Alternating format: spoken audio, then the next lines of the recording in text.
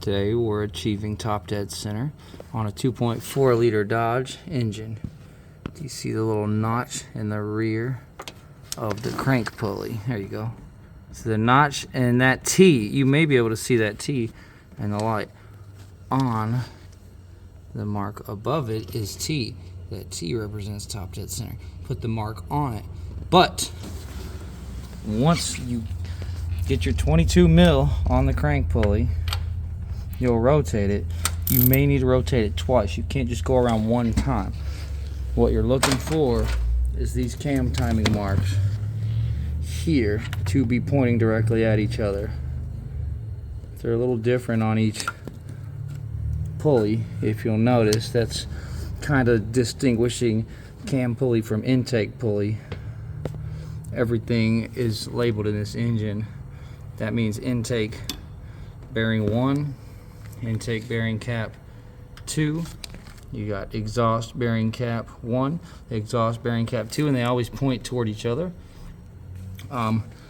Once you line up to top dead center, you need to check these marks, because if you're on exhaust stroke, your marks are going to be 180 out.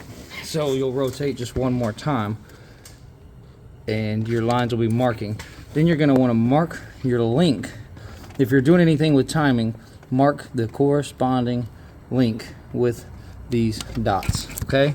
Paint them blue. I've painted both sides. I did it just for the video because I'm replacing the timing chain. I'm replacing the reluctor phaser. One thing you're supposed to have is a cam wedge. The cam wedge is going to go and wedge these cams into place because they're basically spring loaded. You pull this chain off, it's going to go.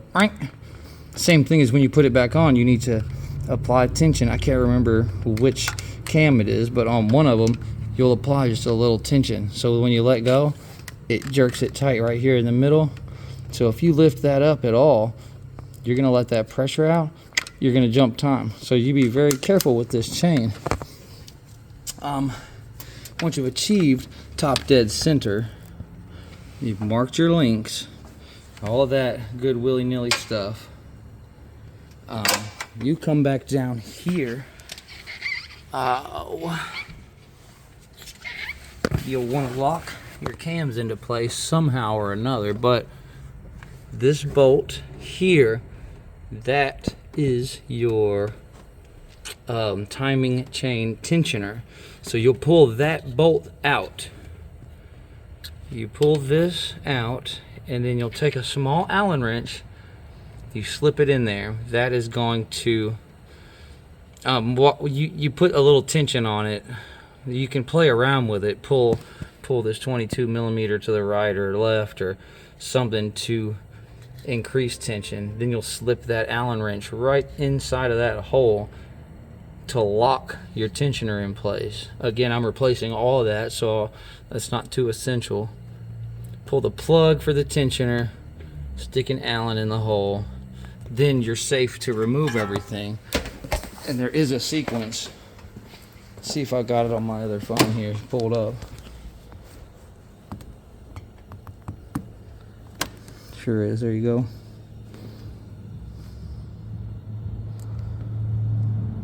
So camshaft marks, mark the chains.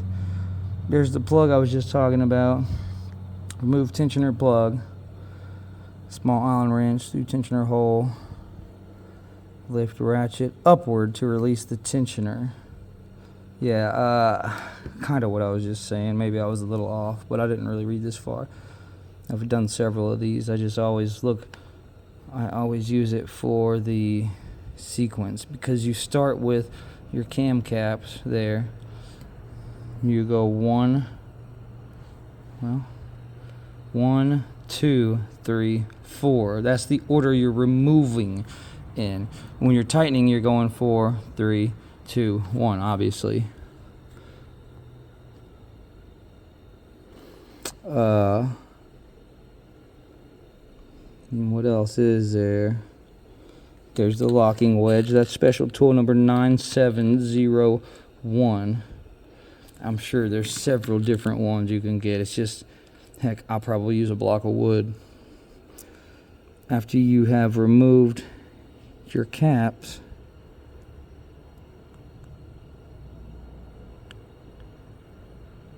okay, so it just says remove the remaining exhaust, remove the remaining caps one at a time. So basically you just boom, boom, boom, boom, boom, boom, pull them out. Remove intake camshaft by lifting the rear of the camshaft upwards. So you're picking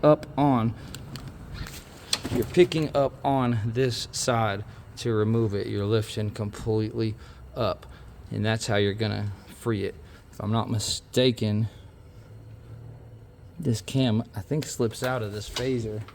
Can't remember, because in here it shows it all. It doesn't look like it does. So lift the timing chain off the sprocket, remove exhaust camshaft, secure timing chain with a wire so it does not so that it does fall into the timing chain cover. We're gonna just not let it fall into the timing chain cover. You know what I'm saying? You get it. What's this? Insert locking wedge. Lightly tap locking wedge into place until it will no longer sink down. So basically, you're just jamming stuff in there to hold all that in place. Because then when you go to put all this back on, boom, boom, boom, you're all done. I'm replacing it all. May prove to be a little harder, but in my instance, top dead center doesn't really matter because it's all gonna be on the floor. So if anybody has any questions, don't hesitate. Camshaft bearing cap should have been marked during manufacturing, and that's because they actually take a circle, just one complete circle, and they break it. So that's why they're so important that they go right back where they were. Same with your main bearing caps or your connecting rod caps, whatever you call them. If you put them together and they're incorrect or even backwards, it is not going to line up. Your bolts won't even start. So just be sure everything's done properly. This is a huge part of this that needs to be done absolutely perfect. And same with insulation. I'll see if I can pull something up on here. Whoops, that was head gasket. So remove engine cover, yada yada, same thing. Cylinder head removal. Anyway, you guys get it. Any questions, just shoot a message or a comment. Thank you, and everyone have a wonderful day. Busted Knuckle Automotive signing off.